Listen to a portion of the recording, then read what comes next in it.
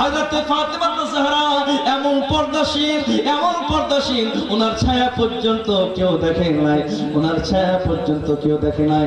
ফাতেমা জাহরা যখন জান্নাতে প্রবেশ করবেন 70,000 হুর ডান দিকে থাকবে, 70,000 হুর বাম দিকে থাকবে, 70,000 পিছন দিকে থাকবে। কেউ হযরত ফাতেমা জাহরার হাতে চুমো দিবে, কেউ ফাতেমা জাহরার দামানে চুমো দিবে। এইভাবে শান ও শওকতের সহিত হযরত ফাতেমাকে জান্নাতের মধ্যে নিয়ে যাবে। হযরত ফাতেমা জাহরা বলল, আমার স্বামী দুনিয়া থেকে বিদায় করব, আমার একটা ওসিয়ত আছে। আমার স্বামী একটা কাগজ আমার ঘরের মধ্যে রাখা আছে, এই কাগজটা আমার কাফনের মধ্যে রেখে দিবেন। এই কাগজের মধ্যে কি আছে আপনি পড়ে দেখবেন না, এটা আমার অনুরোধ। হযরত আলী বললেন, ও ফাতেমা জাহরা, আমার জীবনে এসে কোনো কথা আমাকে গোপন করো নাই, কিন্তু কাগজের মধ্যে এমন কি লেখা আছে যেটা আমি দেখতে পারবো না, যেটা আমি পড়তে পারবো না? হযরত আলী বললেন, না পড়ে আমি ছাড়বো না। হযরত আলী রাদিয়াল্লাহু তাআলা আনহু বললেন, ফাতেমা বলো ওই কাগজের মধ্যে কি এমন লেখা আছে?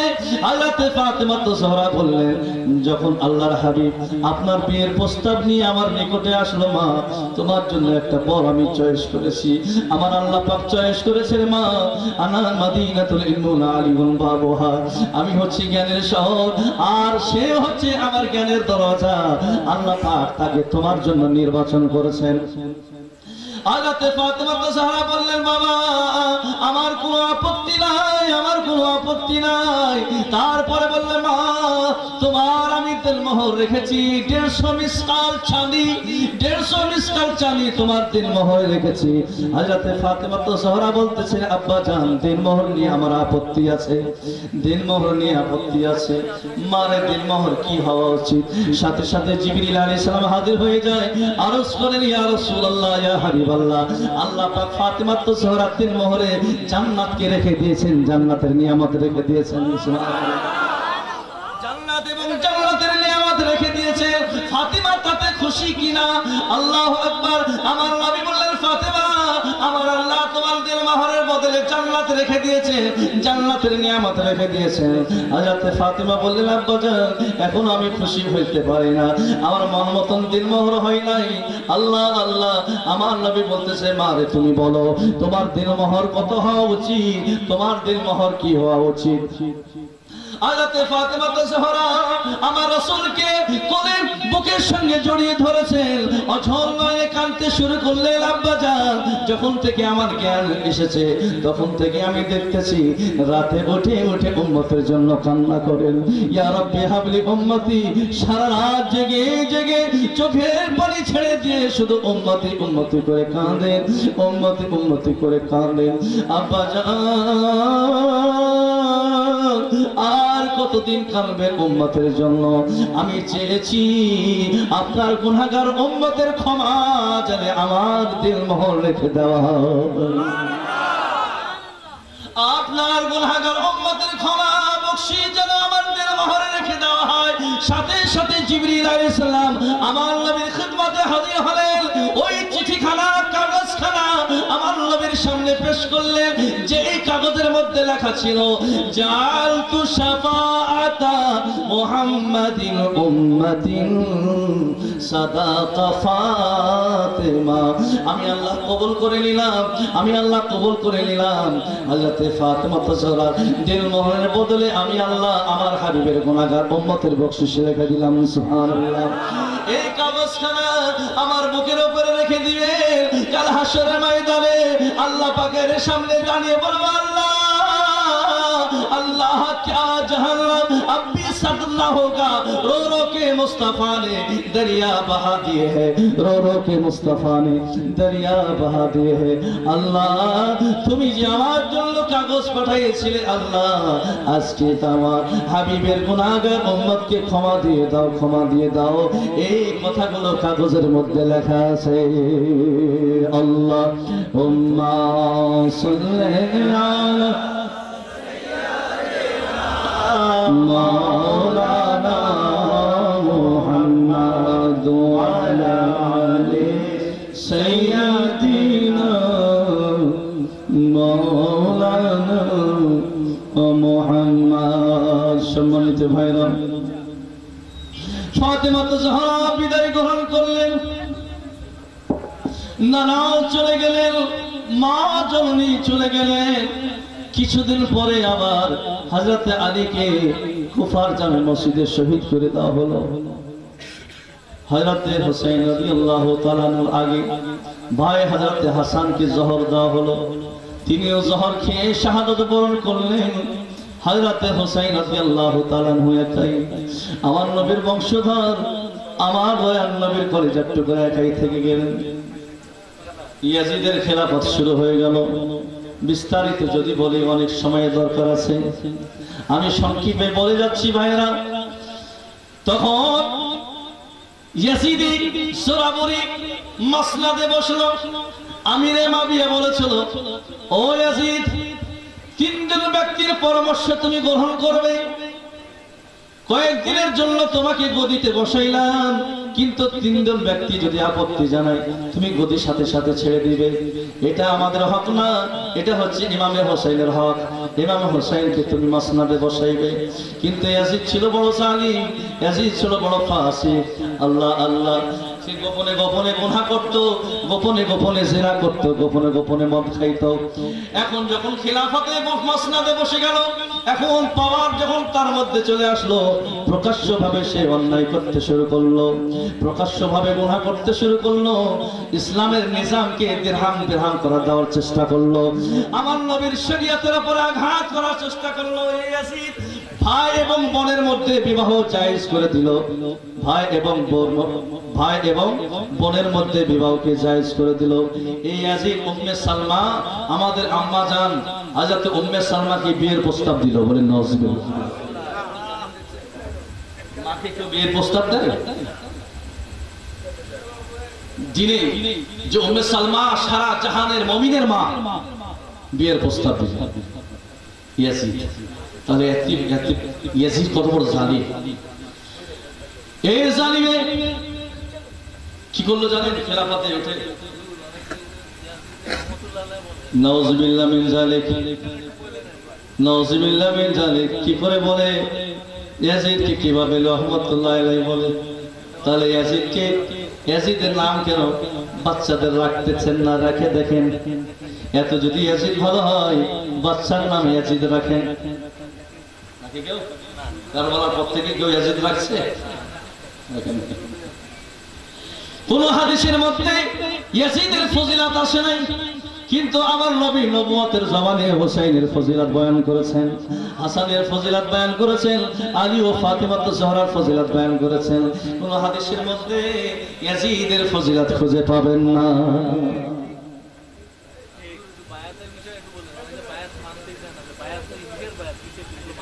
আচ্ছা আচ্ছা, প্যারে হাজরিন,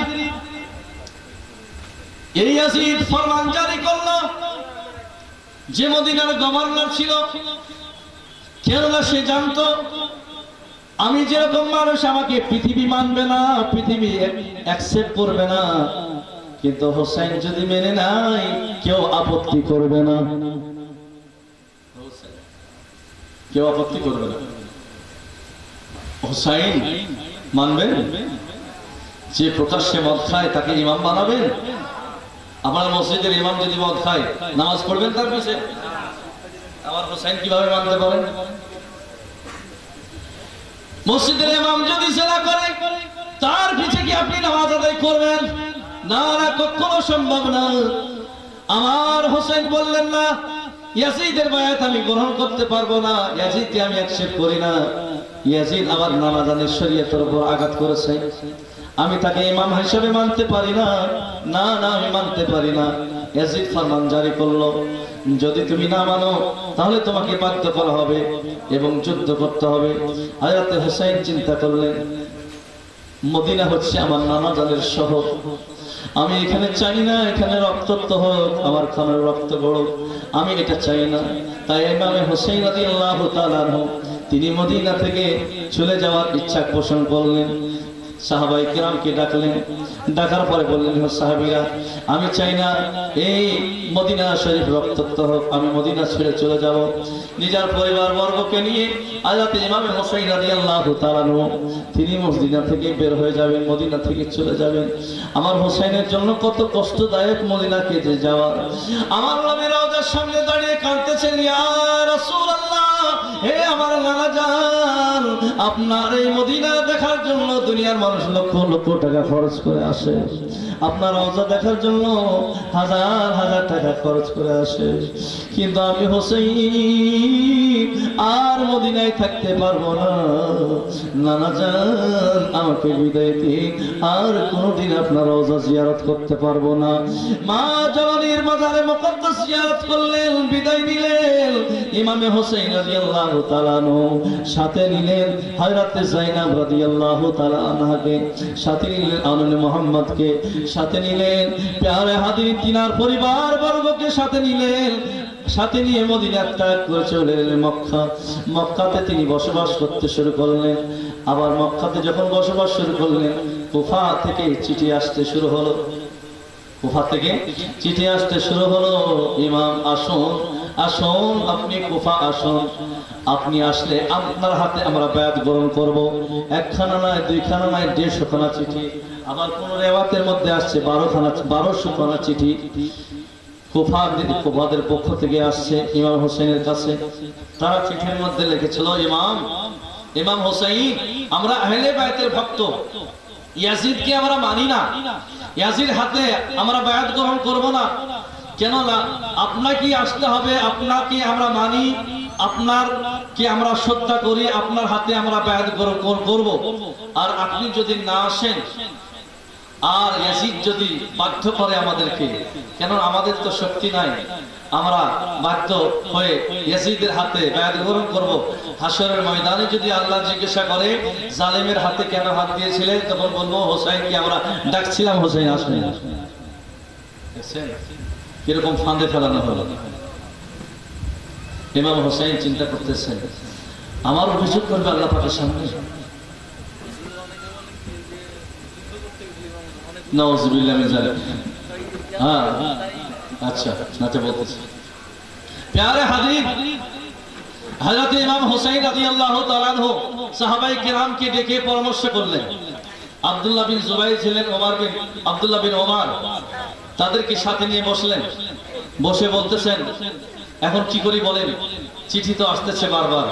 তখন তিনারা বলতেছেন, কুফার মানুষ ভালো না, কুফার মানুষ ভালো না, এর আগে আপনার বাবার সঙ্গে ধোঁকাবাজি করেছে, ওই কুফার জামে মসজিদে আপনার আব্বাকে শহীদ করেছে তারা, আপনি যায়েন না। হযরত ইমাম হোসেন বললেন, বারবার চিঠি আসছে, আমাকে বাধ্য করতেছে, এই রকম কথা তারা চিঠির মধ্যে লিখতেছে, আমি যদি না যাই তাহলে তো আমার বিরুদ্ধে তারা অভিযোগ দিয়ে দিবে আল্লাহ পাকের দরবারে। যাওয়ার আগে আমি একজন প্রতিনিধি পাঠাই, প্রতিনিধি হযরত মুসলিম বিন আকিল, ওনারই চাচাইতো ভাই, ওনাকে পাঠাইলেন, যাও তুমি কুফার পরিবেশ দেখো। আমার কথা কি বুঝছেন আপনারা? আমার কথা কি বুঝছেন?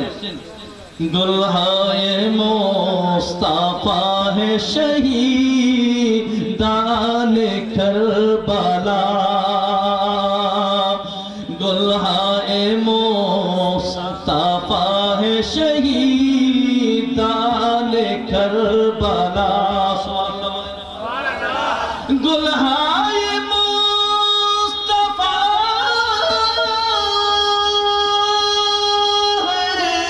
শহীদানে কারবালা, উম্মত के मुक़्तदा है शहीदाने करबला, उम्मत के मुक़्तदा है शहीदाने करबला। ईमान को बचाया बचाया ना जान को। সুবহানাল্লাহ বলতেছেন? আচ্ছা, সুবহানাল্লাহ বলতে কারোর আপত্তি আছে নাকি? একবার সুবহানাল্লাহ বললে আল্লাহ 90টি নেকি দান করবেন। ঈমান কো বাঁচায়া বাঁচায়া না জানো কো। কথা তো বুঝছেন আপনারা? মোটামুটি সবাই তো বোঝে। ईमान को बचाया बचाया ना जानो को क्या खूब पार साहे शहीदान करबला क्या खूब पार साहे शहीदान करबला। इमाम मुस्लिम के प्रतिनिधि করে পাঠাইলেন, তার সাথে তার দুটি সন্তান মোহাম্মদ এবং ইব্রাহিম। তারা বলল, বাবা আপনি একাই যাবেন? আমরাও যেতে চাই, আমরাও যেতে চাই। আচ্ছা বাবা চলো।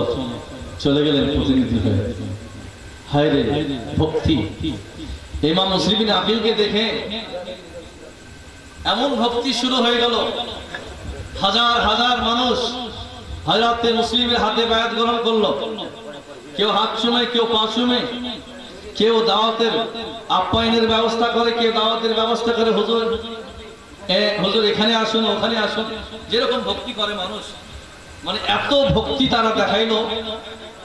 কথা ছিল কি, ওখানকার পরিবেশ দেখে চিঠি লিখবে। ওখানকার পরিবেশ যদি ভালো হয়, সত্যিকারে যদি আমাকে চাই তাহলে তুমি চিঠি লিখবে, তোমার চিঠি পেয়ে আমি চলে আসবো।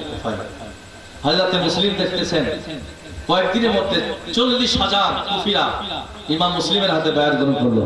40,000।